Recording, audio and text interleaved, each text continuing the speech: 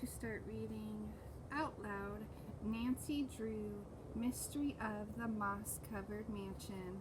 I felt like because it's a mansion and I'm playing Message in the Haunted Mansion right now, that would be great.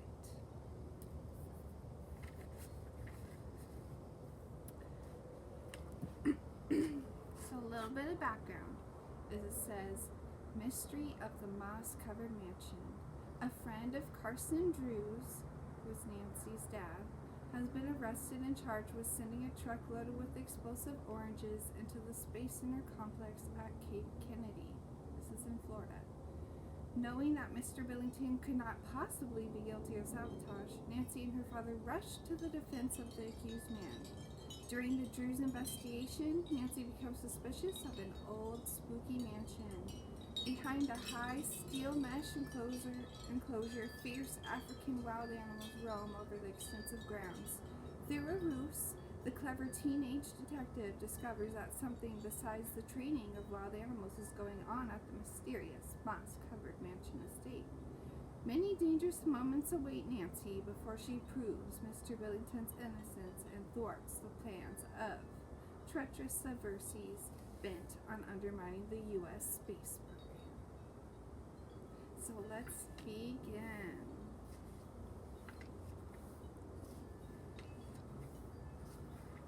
Chapter 1, The Crash. The Drews' living room was in semi-darkness as Nancy walked in. Only one lamp was lighted. Under its glow, her father sat absorbed in a single sheet of newspaper which lay across his knees. On the table next to him were a pad and pencil. Figures, letters, and symbols were scrawled on the top sheet. Nancy stopped beside his chair. Crossword puzzle? Asked the reddish-blonde-haired girl. Mr. Drew, a tall, good-looking man, glanced up at his attractive 18-year-old daughter and smiled. No, it's not a crossword puzzle. Actually, it's a message in a personal column from this Florida newspaper. A personal? Nancy repeated, but why are you making all these hieroglyphics on the pad? Sit down and I'll show you, her father said. Nancy pulled up the chair from the opposite side of the table. Her father was the leading attorney in River Heights where they lived, and she was sure he was puzzling over some problem in connection with his work. She asked, Dad, are you busy on a regular case or one with a mystery? Mr. Drew laughed. A case with a mystery. I sent to Florida for newspapers several weeks back, thinking I might pick up a clue from them. He handed the paper to Nancy and pointed out an item in the personnel column. What does my detective daughter think? He asked. Nancy studied the unusual message. Finally, she read the ad aloud. Son of fruit grower wishes forgiveness, will return money. The young sleuth was silent for several seconds, then she frowned. This could or could not be suspicious. Maybe some father and son had a difference of opinion and he ran away, taking some of his dad's money. He put this ad in the paper, expecting his father to see it and forgive him. Mr. Drew did not reply. He picked up a sheet from another newspaper dated several days later. He pointed to it and said, Do you think this one makes as much sense as the other? The second ad was longer. It said, Natural color oranges, best antidote for growers' sons' special kind of chronic asthma. This one sounds more like a code than the first, Nancy remarked. Her father asked, Do you see any connection between the two messages? Yes, one. Both items contain the words son and grower. Nancy looked up at her father. Dad, do you know what it means, and are you teasing me to see if I can figure it out? Mr. Drew chuckled. Such a thing would have been a temptation, he said. But this time, I confess, I haven't the faintest idea what these personals mean.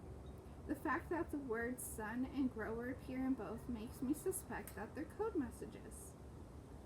And you have a hunch they may relate to your case? Nancy inquired. Her father nodded. Nancy picked up a sheet of paper and began to jot down letters and numbers. Mr. Drew watched her, always intrigued by the way his daughter tackled the code. Nancy had made a study of codes, and he was sure she would soon find the answer to this puzzle. There was silence for a minute, then suddenly Nancy exclaimed, Here's a hidden message that makes sense. As she leaned across the table to show it to her father, they heard a terrific crash directly in front of the house. "Oh," said Nancy, "a car accident." She was already dashing across the room to the front door. Mr. Drew followed her through the spacious hall and outside into the autumn night. They could vaguely see two cars locked together. The Drews raced down the curving driveway to the street. Nancy and her father were appalled by what they saw.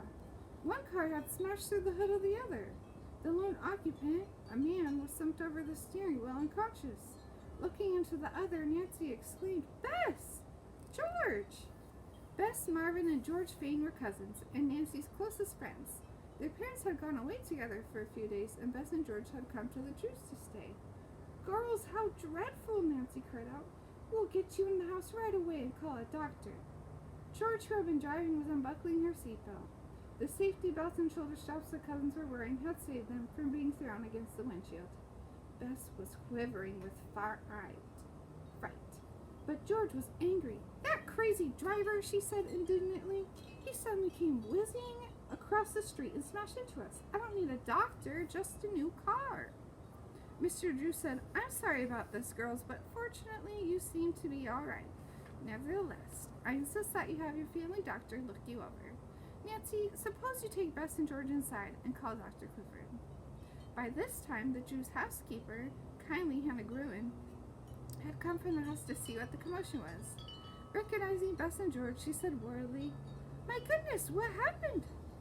Mr. Drew answered, "George can explain later. Right now, will you notify the police to come at once? I'll go over and see if I can do anything for that man." Hannah hurried into the house and called headquarters. Then she dialed Dr. Clifford's number. The girls had followed her. Bess, a blonde, was naturally pink-cheeked, but now she looked like a ghost. George nervously paced the floor, though she said her legs felt like rubber. "Please sit down, George," urged Nancy, "and try to relax."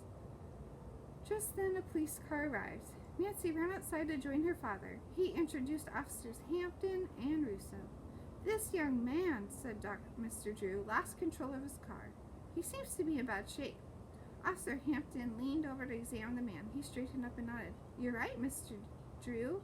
I believe this guy is under the influence of some drug. Probably he passed out before he hit the other car." A moment later, Dr. Clifford drove up. The officers asked him to give his opinion about the victim. After a quick examination, the physician agreed with Hampton's diagnosis and declared the young man should go to the hospital at once. "We'll take him there," said Russo. Meanwhile, Hampton had been making notes and snapping pictures of the two cars. He helped Russo lift the victim into the police car. "Mr. Drew," he called, "will you phone the towing company to haul these cars away at once? They're blocking the street. If you have no luck, let me know." "I'll be glad to," the lawyer replied. Russo said they would return as soon as possible from the hospital and get a statement from Bess and George. When the others entered the house, the cousins greeted Dr. Clifford with hugs.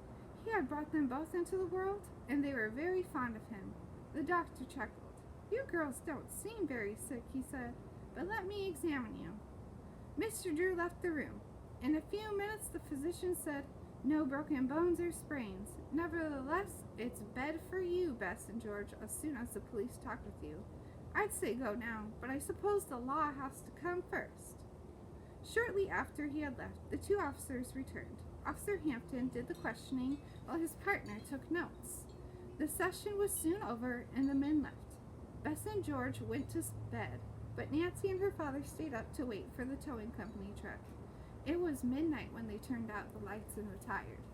The evening's excitement had interrupted the discussion of Mr. Drew's case and the suspicious personals